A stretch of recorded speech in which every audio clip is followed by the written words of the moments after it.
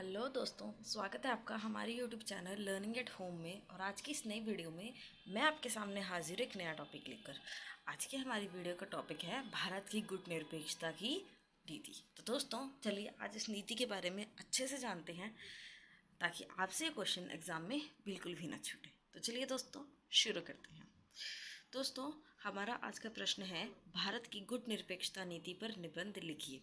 दोस्तों भारत की गुटनिरपेक्षता नीति आपने ज़रूर उसके बारे में पढ़ा होगा या सुना होगा। तो जानते हैं आज कि ये नीति किस बारे में है और भारत ने इस नीति को किन वजह से अपनाया। दोस्तों सबसे पहले हम गुटनिरपेक्ष नीति में इस गुटनिरपेक्ष शब्द का अर्थ जानते हैं। आप जैसे शब्द में ही देख रहे हैं, गुट और निरपेक्ष, ये दो शब्दों से मिलकर एक शब्द बना है। गुट होता है कोई समूह और निरपेक्ष यानी अलग रहना। तो किसी भी गुट से जब कोई अलग रहे, किसी भी गुट का किसी भी समूह का वो हिस्सा ना बने, तो उसे गुट निरपेक्षता कहते हैं। तो भारत ने कुछ ऐसी ही नीति अपनाई थी स्वतंत्र होने के बाद। दरअसल दोस्तों हुआ क्या कि जब भारत आज़ाद हुआ, 1947 में भारत आज़ाद हुआ था हमारा, और उसके ठीक 2 साल पहले ही 1945 में द्वितीय विश्व युद्ध खत्म हुआ था। अब द्वितीय विश्व युद्ध खत्म होने के ठीक बाद ही बड़ी जल्दी ही विश्व में शीत युद्ध की शुरुआत हो गई। आप लोगों ने शीत युद्ध के बारे में ग्रेजुएशन में ज़रूर पढ़ा होगा। तो जो शीत युद्ध था वो विश्व के दो ध्रुवों, दो गुटों, दो समूहों के बीच में था। द्वितीय विश्व युद्ध के उपरांत विश्व की राजनीति जो थी वो दो ध्रुवों में बट गई। पहला था पूंजीवादी अमेरिका और दूसरे थे साम्यवादी सोवियत संघ। आपने देखा कि विश्व जो था, जितनी भी कंट्रीज़ थी वो mostly countries, not all, mostly countries जो थी वो दो समूहों में बट गई। पहला था पूंजीवादी अमेरिका और उसके साथ के दोस्त, मेनली अमेरिका था उनका लीडर, और उसके साथ जो अमेरिका की सोच विचारधारा के साथ मेल खाते थे वो सारे देश। दूसरी तरफ तो उसके ऑपोजिट में साम्यवादी सोवियत संघ, जो सोवियत संघ था जिसकी साम्यवादी समाजवादी विचारधारा थी, और उस विचारधारा का अनुसरण करने वाले बाकी देश। तो इस तरह दो समूह बन गए थे। अमेरिका और सोवियत संघ अपने अपने समूह को लीड कर रहे थे। अब इस तरह जब भारत आज़ाद हुआ तो भारत पे भी दबाव था कि उसे किसी ना किसी पक्ष का हिस्सा बनना पड़ेगा। दोनों पक्ष जो थे वो जितने भी नव स्वतंत्र देश थे उनको अपने पक्ष में शामिल करने तथा इन देशों की शासन प्रणाली को अपनी विचारधारा के अनुकूल ढालने के प्रयास कर रहे थे। देखिए दोस्तों हुआ क्या था, जब द्वितीय विश्व युद्ध ख़त्म हुआ, उसके ख़त्म होने के बाद हमें बहुत सारे देश आज़ाद होते देखने को मिलते हैं। ऐसा इसलिए था क्योंकि जितने भी मोनार्क थे, जितने भी राजतंत्र थे वो सारे बहुत कमज़ोर पड़ गए थे। आप अब जैसे ब्रिटेन का उदाहरण ले लीजिए, तो ब्रिटेन ने कितना पैसा खर्च किया था, कितना सैनिक वगैरह, बहुत उसका नुकसान हुआ था द्वितीय विश्व युद्ध के अंदर, बहुत रिसोर्सेज उसके लगे थे। तो उस वजह से कहीं ना कहीं वो कमज़ोर पड़ गया, और जो उसकी कॉलोनिज्म कंट्री थी, उपनिवेश थे, वहाँ पे उसकी पकड़ थोड़ी सी ढीली हो गई। और वो इतना पहले जितना ताकतवर, शक्तिशाली, पैसों के मामले में, आर्थिक मामले में नहीं रहा कि वो उन पर उतना अच्छे से कंट्रोल भी कर सके। तो हमें द्वितीय विश्व युद्ध के बाद बहुत सारे देश जो हैं वो आज़ाद होते देखने को मिलते हैं। जितने भी नए नए देश आज़ाद हो रहे थे, ये दोनों पक्ष, पूंजीवादी अमेरिका और साम्यवादी सोवियत संघ, ये दोनों उन नए आज़ाद देशों को अपने पक्ष में शामिल करना चाहते थे कि भाई आ जाओ, हमारी साइड आ जाओ। और ये चाहते थे कि जो इन देशों की शासन प्रणाली है उसमें इनकी विचारधारा चली जाए। जैसे अमेरिका चाहता था कि सारे देश पूंजीवादी बने और सोवियत संघ चाहता था कि समाजवादी बने। ऐसा प्रयास वहाँ पे चल रहा था। लेकिन भारत जो था, भारत किसी भी गुट का, किसी भी समूह का हिस्सा नहीं बनना चाहता था। उसके कारण हम जानते हैं कि क्यों क्यों भारत नहीं बनना चाहता था किसी भी समूह का हिस्सा, और भारत ने क्यों गुटनिरपेक्ष नीति को अपनाया। भारत किसी समूह का हिस्सा नहीं बनना चाहता था, वो अलग रहना चाहता था, इसीलिए उसने गुटनिरपेक्ष नीति को अपनाया। और उसके अब हम कारण जानते हैं। पहला कारण है कि भारत जो है वो किसी भी गुट में शामिल होकर विश्व में अनावश्यक तनावपूर्ण स्थिति पैदा नहीं करना चाहता था। दोस्तों आप सब जानते हैं कि जो हमारा भारत है वो शांति प्रिय, शांति पसंद देश है।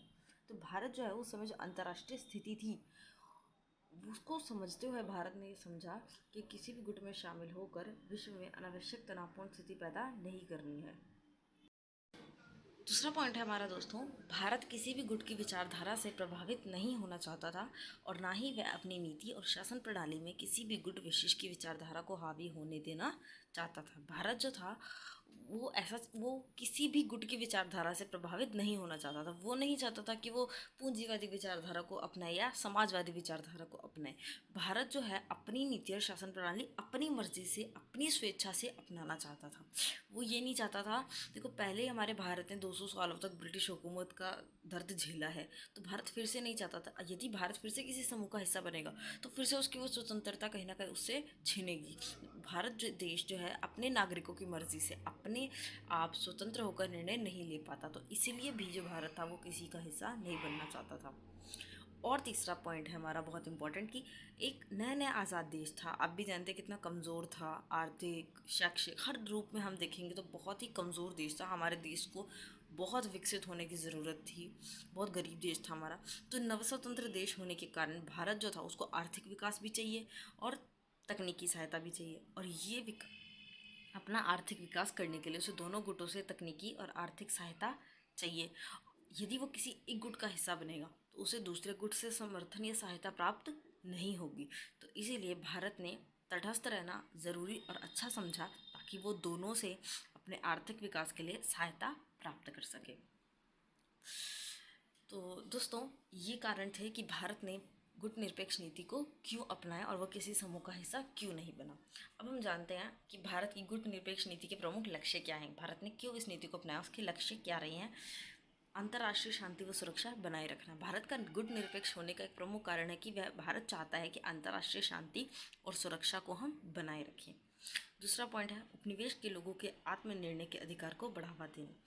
मैंने आपको जैसे अभी बताया था थोड़ी देर पहले कि हमारा भारत जो है, ये जो भी उपनिवेश देश हैं जिन पे कभी न किसी राजतंत्र का, किसी दूसरे देश का राज रहा है, कब्जा रहा है, वो लोग जानते हैं कि स्वतंत्रता क्या होती है, उनकी कीमत वही लोग बता सकते हैं आपको, क्योंकि वो पराधीन रहे हैं, उनके गुलाम रहे हैं। तो भारत नहीं चाहता था, भारत चाहता था कि जो हमारे निर्णय हैं वो खुद लें, ताकि जो भारत देश के सभी नागरिक हैं उनको उनकी स्वतंत्रता का एहसास हो। यदि वो किसी गुट का हिस्सा बनेंगे तो वो अधिकार, वो स्वतंत्रता फिर से छिन जाएगी। तो वे गुटनिरपेक्ष रहना चाहते थे ताकि लोगों के आत्मनिर्णय, अपने लिए स्वयं निर्णय लेने के जो उनका अधिकार है उसको बढ़ावा मिले, उनकी स्वतंत्रता को बढ़ावा मिले। तीसरा पॉइंट है अंतर्राष्ट्रीय विवाद और संघर्ष को शांतिपूर्ण तरीके से निपटाना। जितने भी अंतर्राष्ट्रीय विवाद हैं या संघर्ष उन्हें हम शांतिपूर्ण तरीके से अपनाएं, इस तरह गुटबाजी करके नहीं, सैनिक समूह बनाकर नहीं, सैनिक गठबंधन बनाकर नहीं। चौथा, समानता पर आधारित एक विश्व समुदाय की स्थापना करना तथा रंग भेद का विरोध करना। पांचवा पॉइंट है अफ्रीका व एशिया के देशों की स्वतंत्रता का समर्थन करना। भारत जो था आज़ाद होने के बाद दूसरे देशों की स्वतंत्रता का समर्थन भी उसने सदैव किया है। अगला पॉइंट है सैनिक गुटों से अलग रहना व निशस्त्रीकरण को बढ़ावा देना। आप जानते हैं भारत जो है वो सदैव से अपने डिफेंस के लिए तैयार रहता है, लेकिन अटैक पहले कभी नहीं करता है, और इसीलिए निशस्त्रीकरण की नीति को बढ़ावा देता है, हथियारों का कम से कम उत्पादन और उपयोग, और सैनिक गुटों से अलग रहना ताकि विश्व में शांति को महत्व दिया जाए, शांति को बढ़ावा दिया जाए। अब देखते हैं दोस्तों गुटनिरपेक्षता की स्थापना कब हुई थी, किनके द्वारा हुई थी। 20 सितंबर 1961 को भारत के प्रधानमंत्री पंडित जवाहरलाल नेहरू ने मिस्र तथा यूगोस्लाविया के राष्ट्रपति के सहयोग से विश्व की तीसरी शक्ति के रूप में गुटनिरपेक्ष आंदोलन का गठन किया था। ये जो गुटनिरपेक्ष आंदोलन में जितने भी देश शामिल हुए वे विश्व की तीसरी शक्ति के रूप में उभरे, और इस आंदोलन की शुरुआत की गई थी पंडित जवाहरलाल नेहरू और मिस्र और यूगोस्लाविया के राष्ट्रपति के द्वारा। इन तीन देशों ने मिलकर गुटनिरपेक्ष आंदोलन का गठन किया। इसका पहला सम्मेलन हमें देखने को मिलता है सितंबर 1961 में बेलग्रेड में। गुटनिरपेक्ष देशों का प्रथम शिखर सम्मेलन आयोजित किया गया था। इस सम्मेलन में क्या आप जानते हैं कि 20 देशों को न्योता भेजा गया, लेकिन इसमें 25 देशों ने अपने प्रतिनिधि भेजकर इस सम्मेलन में भाग लिया। तो आप देख सकते हैं कितने सारे देश थे जो गुटनिरपेक्ष रहना चाहते थे, जो शांति को बढ़ावा देना चाहते थे। अब दोस्तों जानते हैं इस नीति की कुछ विशेषताएं, क्या इस नीति को अच्छा और खास बनाता है। तो गुटनिरपेक्ष नीति की पहली विशेषता है स्वतंत्र नीति का पालन। गुटनिरपेक्षता जो है वो स्वतंत्र नीति का पालन करने में विश्वास करती है। वे कहती है कि हर किसी की अपनी अपनी स्वतंत्र नीतियाँ होनी चाहिए। उसका मानना है कि ये जो गुटबंदियाँ होती हैं वे राष्ट्रीय हितों के लिए हानिकारक होती है, क्योंकि यदि आप गुटबंदी करते हैं, आप कॉन्ट्रैक्ट टाइप आप बोलते हैं या आप कोऑपरेशन बोलते हैं, उसमें अगर आप साथ देते हैं तो आपको वो कभी कभी आपके राष्ट्रीय हित के आड़े भी दोस्तों आ जाता है। दूसरा पॉइंट है तटस्थता की नीति नहीं। देखिए अक्सर जो है वो गुटनिरपेक्षता को तटस्थता की नीति माना जाता है, पर यह तटस्थ रहना नहीं, ये एकदम अलग थलग रहना नहीं है, बल्कि यह अंतर्राष्ट्रीय समस्या के प्रति जागरूक रहना है और उनके समाधान के लिए सहयोग देना है। अपनी स्वेच्छा से सहयोग देना, शांति को बढ़ावा देना है। ऐसा नहीं है कि यदि कोई देश गुटनिरपेक्ष है तो उसका विश्व राजनीति से कोई लेना देना नहीं है। अब भारत ने अगर गुटनिरपेक्ष नीति में, तो भारत ये नहीं कहता कि नहीं नहीं मैं कुछ नहीं बोलूँगा, नहीं, भारत बोलेगा। भारत का अपना एक ओपिनियन है, अपनी एक विचार है, वो अपना एक विचार रखेगा और समाधान के लिए अपना सहयोग अवश्य देगा और कोशिश रहेगी कि शांति के मार्ग पे चला जाए। दूसरा है शीत युद्ध विरोधी। गुटनिरपेक्ष की नीति जब वो शीत युद्ध विरोधी है, क्योंकि बहुत सारे राज्य, बहुत सारे देश ये मानते हैं कि जो शीत युद्ध होता है वो विश्व शांति के लिए बहुत ही हानिकारक होता है। चौथा पॉइंट है दोस्तों सैन्य गठबंधनों का विरोध। यह नीति जो है गुटनिरपेक्ष नीति सभी प्रकार के सैनिक, राजनीतिक, सुरक्षा संधि और गठबंधनों का विरोध करती है, क्योंकि जो ये गठबंधन देशों के द्वारा किए जाते हैं ये शीत युद्ध और तनावों को जन्म देते हैं। आप खुद समझिए, जैसे अमेरिका ने एक अपना गुट बना लिया, सोवियत संघ ने अपना एक गुट बना लिया, इससे दोनों को परस्पर क्या लगा, दोनों को तो यही लगा ना कि दूसरा कितना शक्तिशाली हो रहा है, तो मैं क्यों पीछे रहूँ, मैं भी अपना गुट बनाऊंगा, मैं भी आगे बढ़ूंगा, मैं भी शक्तिशाली देशों को साथ लूंगा, मैं भी ज़्यादा हथियार बनाऊंगा। तो इस तरह कहीं ना कहीं तनाव को जन्म देता है। गुटनिरपेक्ष रहने से शांति आती है, हमें शांति का मार्ग मिलता है, हम समस्या के समाधान खोज सकते हैं। आखिरी पॉइंट है गुटनिरपेक्षता की जो नीति है वो जातिवाद और रंग भेद का विरोध करती है और विश्व बंधुत्व और विश्व शांति में विश्वास करती है। गुटनिरपेक्ष नीति हमें सिखाती है कि कैसे विश्व बंधुत्व, विश्व भाईचारे को हमें अपनाना चाहिए और विश्व शांति बनाए रखनी चाहिए। तो दोस्तों ये थी मेरी आज की वीडियो। अगर आपको मेरी वीडियो अच्छी लगी हो तो प्लीज़ अपने दोस्तों के साथ लाइक, शेयर एंड सब्सक्राइब कीजिएगा। आने वाले एग्जाम्स के लिए मेरे इस चैनल को ज़रूर सब्सक्राइब कीजिएगा, ताकि आप नई नई वीडियोज़ ऐसे देख सकें और आपके एग्ज़ाम अच्छे से जाएँ।